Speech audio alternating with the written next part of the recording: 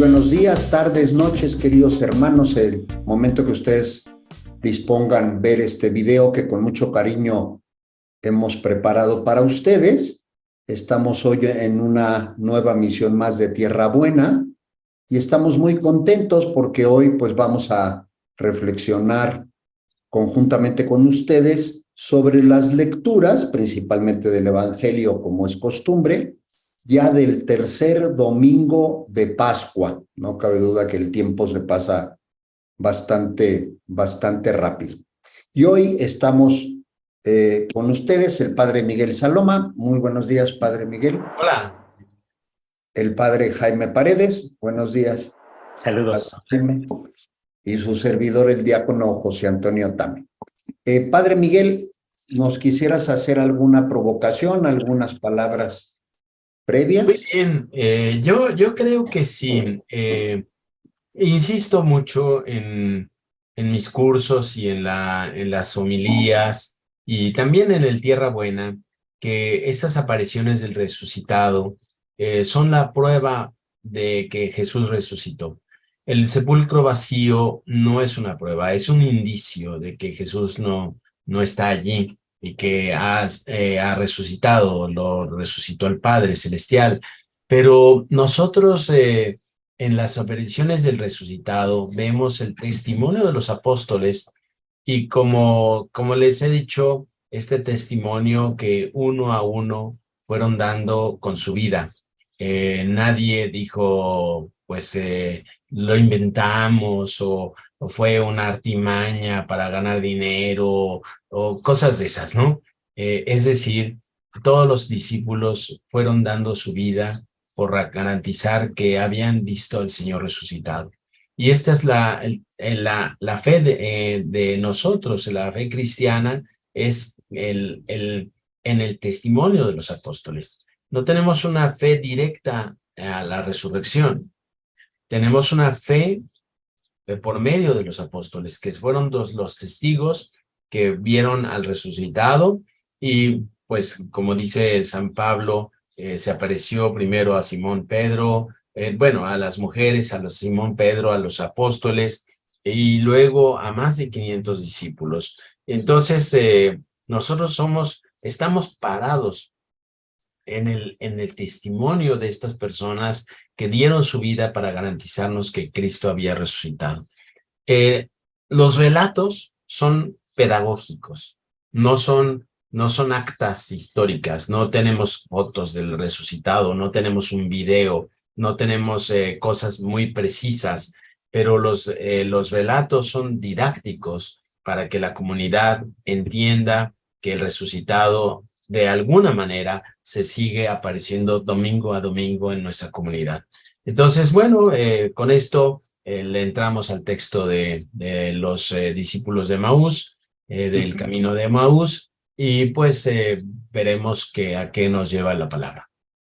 Perfecto. Muchas gracias, Padre Miguel. Padre Jaime, no sé si nos hagas favor de leer el texto. Sí. Del Evangelio según San Lucas.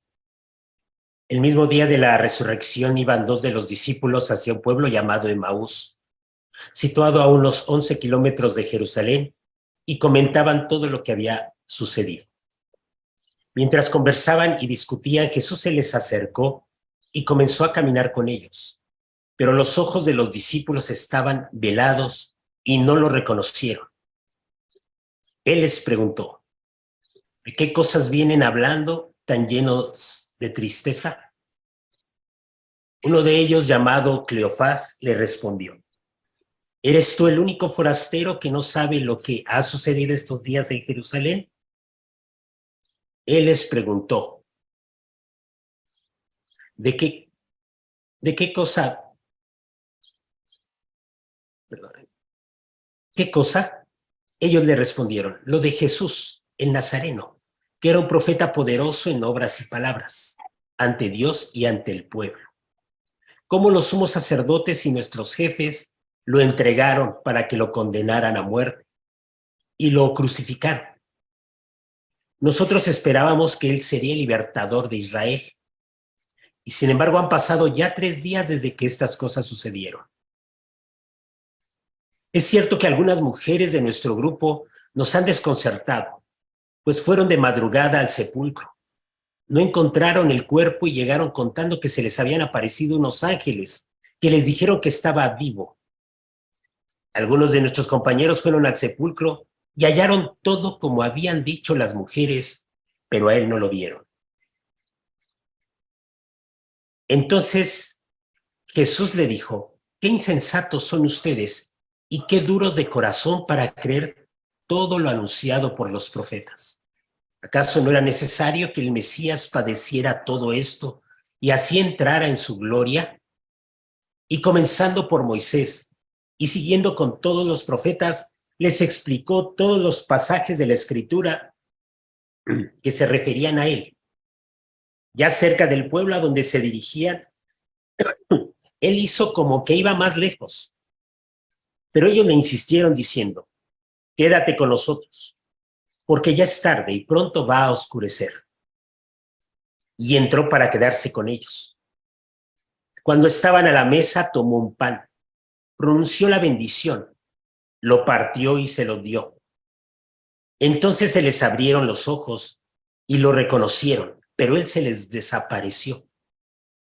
Y ellos se decían el uno al otro: con razón nuestro corazón ardía mientras nos hablaba por el camino y nos explicaba las Escrituras. Se levantaron inmediatamente y regresaron a Jerusalén, donde encontraron reunidos a los 11 con sus compañeros, los cuales les dijeron: de veras ha resucitado el Señor y se le ha aparecido a Simón.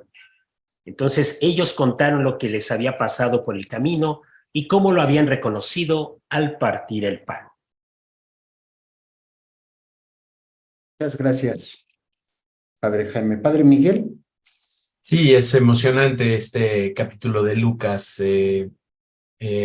Lucas cierra su evangelio con estas cosas y luego abre el libro de los Hechos de los Apóstoles y con esta idea de las apariciones y cómo influye en Pentecostés en los discípulos y cómo se lanzan, sobre todo Pedro y Pablo, a predicar el evangelio hasta dar la vida por él. Entonces, para mí es un texto que es un contexto de una iglesia que está anunciando el evangelio, ¿no? Bueno, quisiera mencionar algunas cosas.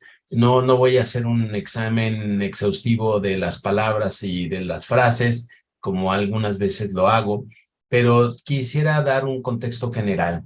Ven, el Señor se aparece resucitado. Nosotros no sabemos cómo, no sabemos cómo resucitó.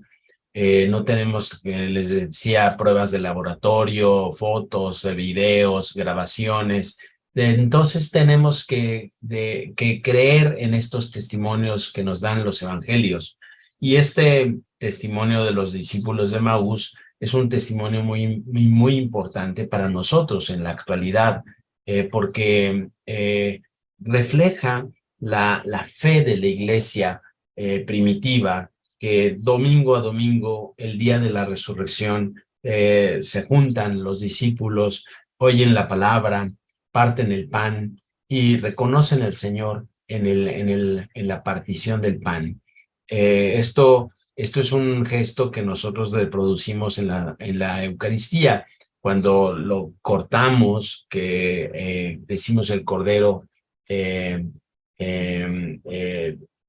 Cordero que quita el pecado del mundo. Esto lo presentamos ya partido para que nosotros reconozcamos que el Señor ha resucitado. También quiero decir que no podemos decir que se haya reanimado, ¿no?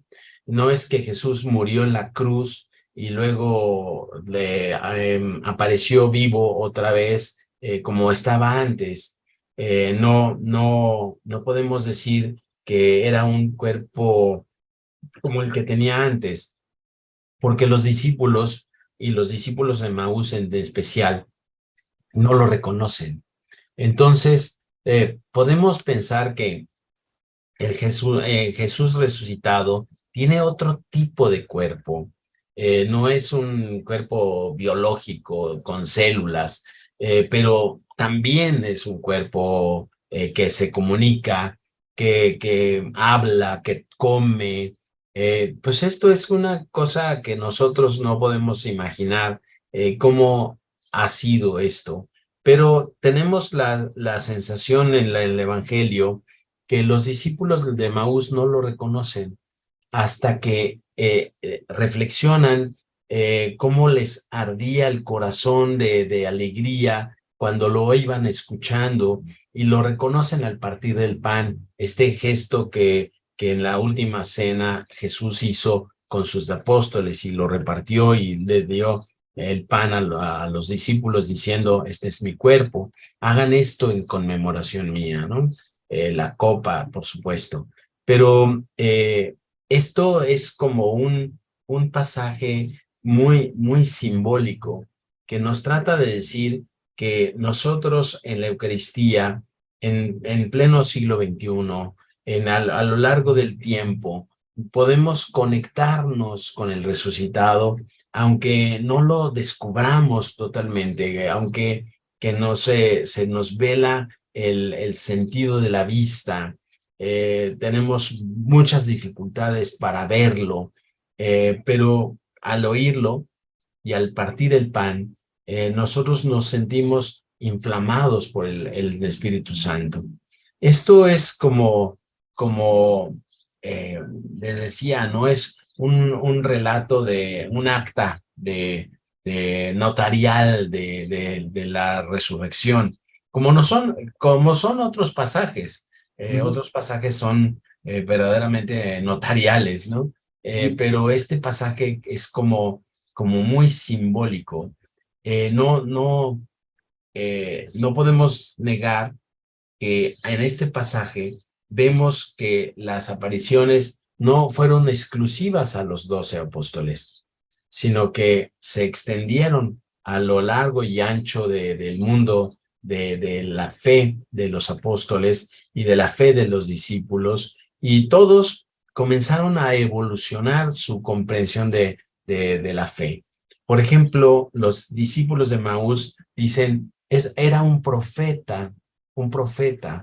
Y como lo hemos visto en el capítulo del ciego de nacimiento y en la Samaritana y en muchos pasajes de Juan, en donde se va dando un desarrollo de la comprensión de los discípulos, aquí tenemos un desarrollo desde un profeta pues que hablaba de parte de Dios y tenía una autoridad, y luego dicen, nosotros pensábamos que era un libertador de Israel, el Mesías de Israel. Nosotros lo tenemos que entender como el Mesías, el caudillo que iba a liberar a Israel de la opresión. Pero la concepción de los discípulos y de los 12 también era que la liberación iba a ser política, era una liberación económica, pero a la hora de la cruz, como que Jesús frustra las expectativas de los hombres y ya luego lo declaran el Señor. Ya luego de que comprenden que es Jesús el que ha resucitado, lo declaran Señor y van a dar testimonio, van a buscar a los 12 para decirles que Cristo había resucitado. Entonces, este proceso de la fe, cuando nosotros conocemos a Jesús, nos parecen palabras sensatas, nos parecen palabras de un iluminado, ¿no? Y luego comenzamos a ver que es un libertador y no nos late la forma de liberarnos, ¿no? No nos late la forma de presentarse con nosotros hasta que comprendemos que es el Señor y nos lanzamos a la predicación, ¿no? Yo con estas sencillas palabras me gustaría escuchar. Okay. Muchas gracias, Padre Piguel. Padre Jaime. Bien, gracias. A mí me llama mucho la atención esta parte de la palabra, la palabra escuchada, sin lugar a duda, inicia con este diálogo. Es un diálogo realmente, la palabra escuchada, la palabra que escuchan los apóstoles y les llega a tocar el corazón al punto de moverse, al punto de inflamarse, al punto de entender las cosas de otra manera. Es el efecto de la palabra escuchada, y empieza así como este diálogo de qué cosas, ¿no? ¿Qué cosas vienen hablando tan lleno de tristezas? Y a mí me llama mucho la atención porque, sin lugar a duda, parece ser que los hechos los tenemos muy, muy claros. Los hechos parece que los describen muy bien. Así nosotros, en la actualidad, cuando queremos hablar de algo, pues los hechos los tenemos bien claros, evidentes, lo que está sucediendo. Por ejemplo, lo de Jesús el Nazareno, así lo identifican, lo que decía el Padre Miguel, profeta poderoso, también lo identifican con lleno de poder, como una persona íntegra, ¿sí? Obras y palabras, todo integrado, lo perciben los discípulos, perciben hechos, perciben claros acontecimientos, perciben también el mal, cómo los sumos sacerdotes y nuestros jefes lo entregaron para condenarlo a muerte y lo crucificaron. Toda esos acontecimientos, llamémosle así, ese escenario, lo tienen muy, muy bien. Lo tienen bien descrito, lo tienen como muy radiografiado, ya ahí lo tienen claro. Nosotros esperábamos, tienen claras sus expectativas, tienen claro los acontecimientos. Su cercanía con Jesús les permite verlo como hasta cierto punto poderoso, de obras y palabras, con obras y palabras. Tienen claro el mal, es decir, lo entregaron. Tienen claro sus esperanzas, que sería el libertador. Tienen claro también lo que ha sucedido con otros testimonios.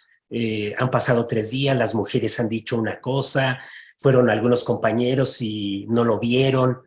Tienen claro los hechos. Pienso que la palabra anunciada es el que reorienta todos estos acontecimientos, es decir, nos hacen mirar estos acontecimientos ya no desde nosotros mismos diciendo, pues yo lo sé todo, aquí está la evidencia.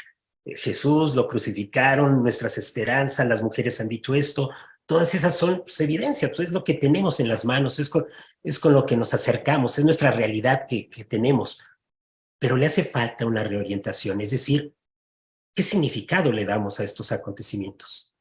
¿Qué tienen de fondo? ¿Qué tienen de fondo? Y entonces creo que escuchar la palabra de Dios es la posibilidad de que estos acontecimientos los podamos enfocar ya desde Dios, porque entonces empieza Jesús diciendo, sacudiendo fuerte, porque dice, qué insensatos, o sea, no alcanzan a ir más allá, no alcanzan a ver el significado real de los acontecimientos, lo que hay de verdad detrás de estos hechos que están describiendo, no alcanzan a ir. Son nuestras limitaciones, sin lugar a dudas, o sea, no tenemos la comprensión de toda la realidad así en un primer momento, no la comprendemos. Damos hechos, informamos hechos, de hecho, pues eso es de lo que podemos presumir. Estamos en el hecho, estamos ahí en los acontecimientos, somos los primeros en transmitir hechos y acontecimientos. Pero darle el significado, es decir, ¿qué significan estos acontecimientos en toda nuestra historia? En la historia de la salvación, porque además dice el texto, les explica las escrituras, es decir, explica toda mi historia de salvación, o las escrituras para los judíos, pues es su historia de salvación, es todo este devenir del pueblo en la vida, en la historia. Qué insensatos son ustedes y qué duros de corazón, es verdad, sí vemos hechos, sí transmitimos hechos, de hecho podemos hasta enorgullecernos de transmitir hechos y ser fidedignos, pero después dice, insensatos, duros de corazón, ¿acaso no era necesario que el Mesías padeciera todo esto y así entrara en su gloria? Ahí está como la revelación de la palabra. Estos acontecimientos son necesarios para empezar a descubrir la gloria de Dios. Es decir, lo que estás viviendo, lo que te está aconteciendo, si tú te permites escuchar la palabra, vas a descubrir que ahí está presente la gloria de Dios, que es necesario que esto lo puedas ir viviendo ya desde la gloria de Dios, porque ahí se manifiesta la gloria de Dios. De hecho, también, como lo decía el Padre Miguel, con el ciego de nacimiento, con la samaritana, decían, ¿quién pecó para que éste naciera ciego? No, es para que se manifieste la gloria de Dios. Eso solamente lo da la palabra. No lo podemos nosotros ni rastrear tantito, porque puede ir junto a nosotros Jesús y no lo rastreamos, no lo percibimos, ni siquiera lo sentimos. Es necesario el anuncio. Jesús que dialoga con nosotros, Dios que emprende este diálogo con nosotros desde su palabra, que nos salva. Y comenzando por Moisés y siguiendo con todos los profetas, les explicó todos los pasajes de la Escritura. Es decir, mi historia tiene otro enfoque ya, pero desde la palabra.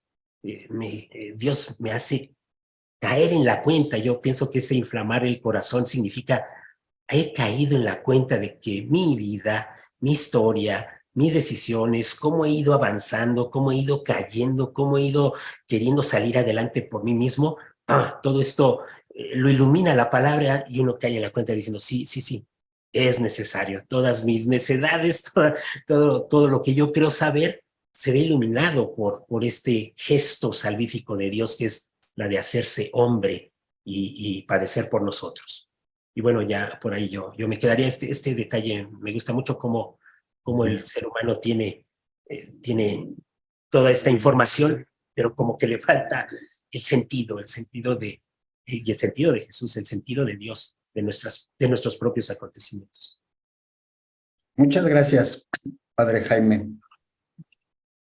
Yo quisiera, y no repetir, sino quiero comentar 2, 3 cosas que desde mi punto de vista se me hacen muy interesantes de este texto del Evangelio. Yo siempre he sido así muy curioso, ¿no? Y entonces cuando leo el texto que dice que iban al pueblo de Maús, que estaba situado a 11 kilómetros de Jerusalén, pues lo que hice fue, ¿y cuánto tiempo le lleva a una persona a caminar 11 kilómetros, no? Así como para ver, pues, cuánto tiempo tuvo Jesús explicándoles a estos discípulos, y encontré que normalmente una persona como nosotros se tarda de 3 horas a 3 horas y media en caminar 11 kilómetros, ¿no? Obviamente habría que pensar que se toma uno sus descansitos, ¿no? Entonces Jesús les fue explicando a los discípulos 3 horas, 3 horas y media. Yo me imagino la plática tan increíble y tan interesante que tuvo Jesús con ellos, y cómo debe haber sido que Jesús mismo platicara las escrituras que se referían a él, ¿no? Dichosos estos 2 discípulos, ¿no? Que escucharon de viva voz esta explicación tan maravillosa de Jesús, ¿no? Y ahí yo quiero hacer una primera reflexión, porque nosotros, y después de ellos, pues ningún otro ser humano ha tenido la posibilidad quizás de escuchar así de viva voz una explicación tan larga y tan detallada de las escrituras desde el punto de vista de Jesús, ¿no? Porque decíamos que Jesús viene a darle la plenitud, y entonces ahora podemos explicar y leer el Antiguo Testamento desde el punto de vista del Nuevo Testamento, ¿no?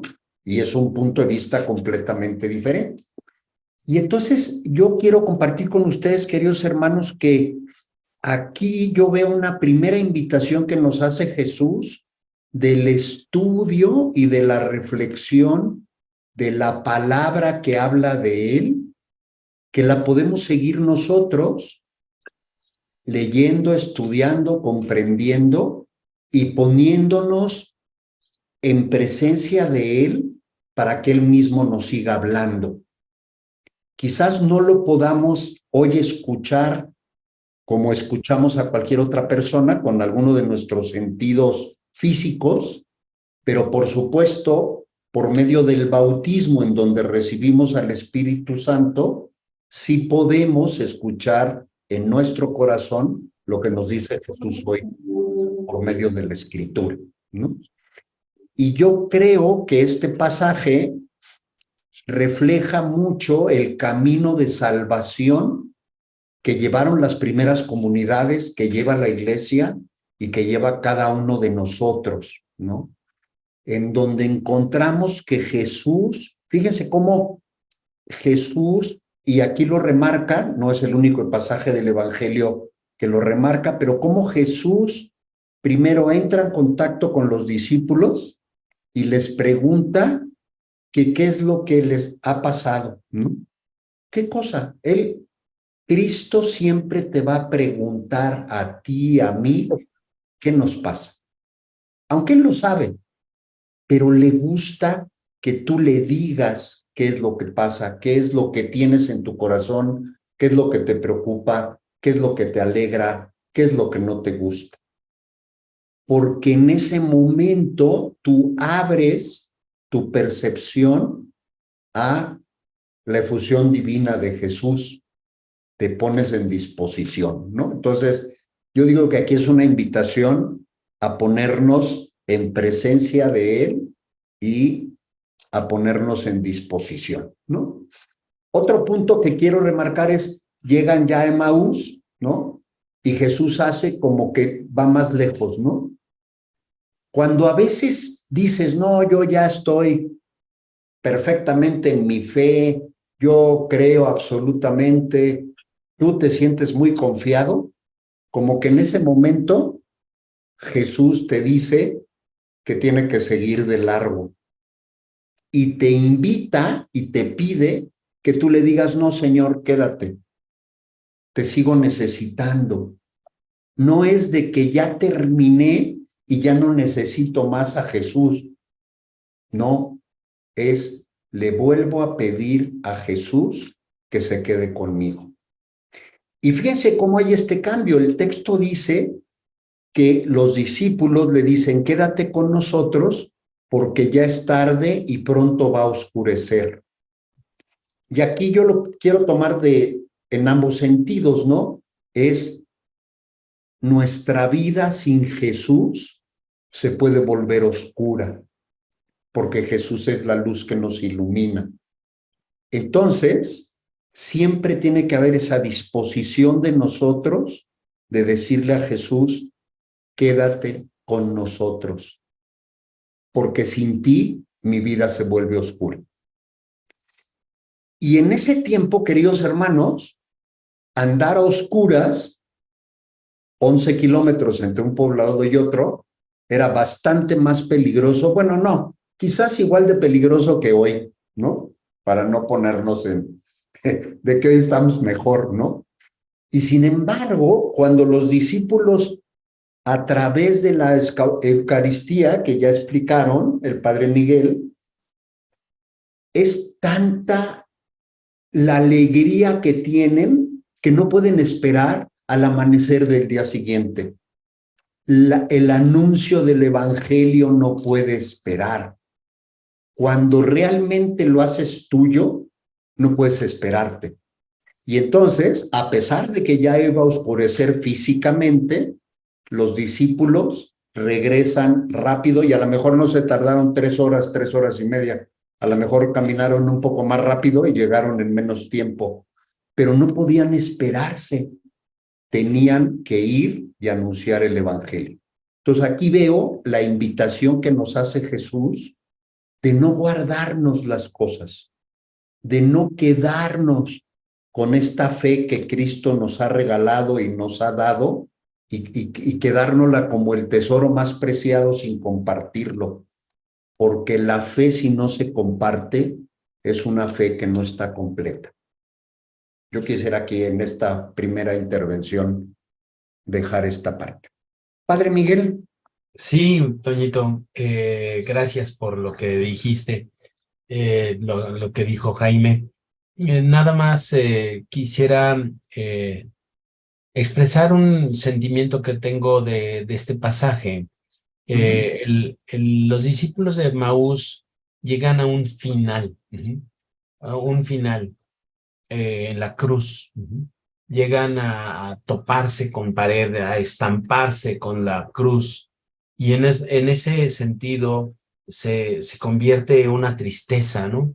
La vida se convierte en una tristeza, porque la cruz parece el fracaso de todo, el final de todo, ¿no? Y nosotros muchas veces estamos así con este sentimiento de que ya se acabó todo, cuando nos estampamos con la cruz. Y los discípulos en general hicieron esa experiencia y nosotros también la hacemos.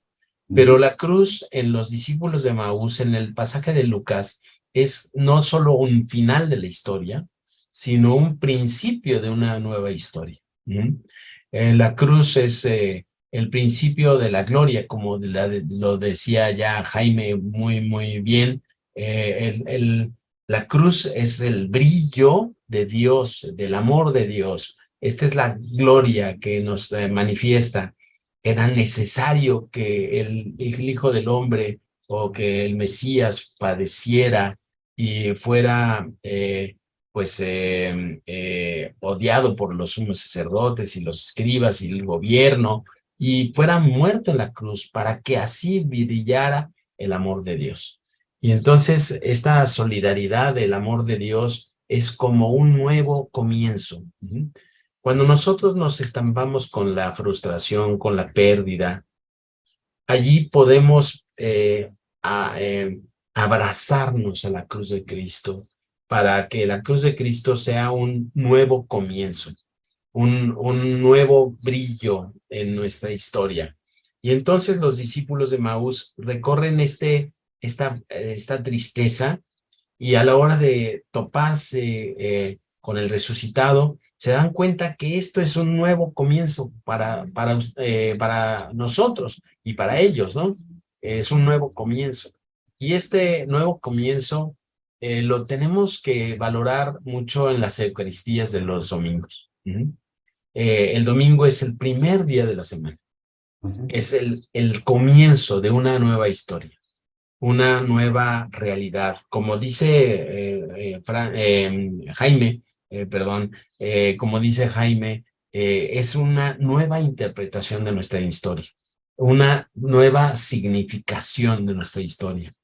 Muchas veces llegamos a la Eucaristía pues vencidos y frustrados y hasta cierto punto fracasados.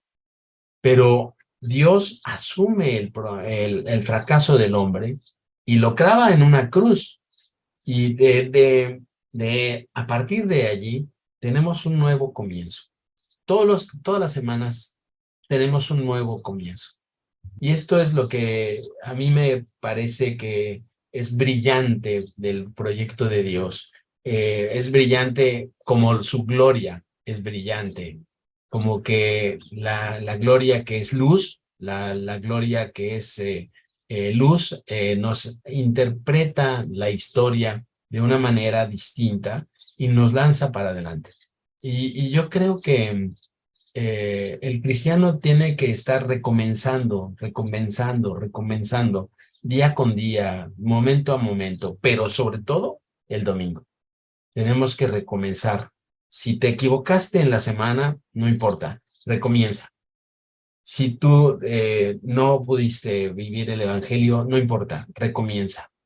A la escucha de la palabra, que tu corazón se inflame con la gloria de Dios, es decir, con la luz de Dios, para que reinterpretando tu historia puedas lanzarte a una nueva historia. Y yo me quedo con eso. Bueno, muchas gracias, Padre Miguel. Padre Jaime, una siguiente reflexión. Pues no tendría yo ahorita algo más que abonar, pero bien, creo que está muy claro como este pasaje, como pasaje eucarístico, ¿no? Cómo va concluyendo, pues ya la escucha de la palabra, cómo nos vamos conectando ya con esta nueva experiencia de Cristo resucitado, y pues ya comunión es tan grande, dice el texto, que bueno, partieron el pan y lo reconocen y hay como una forma de unirnos con él para, como decía el padre Miguel, para recomenzar, para otra vez dar hacia adelante. Bien, estamos.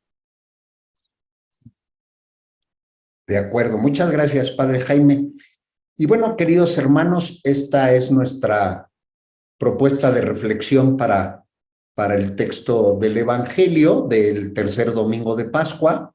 Les invitamos que ustedes pues lean también y reflexionen sobre la primera y la segunda lectura, que como ustedes saben estaremos leyendo los Hechos de los Apóstoles, y en estos domingos hemos estado leyendo la primera carta de Pedro, que pues hacen mucha referencia obviamente a todo este tema de la resurrección de Jesucristo.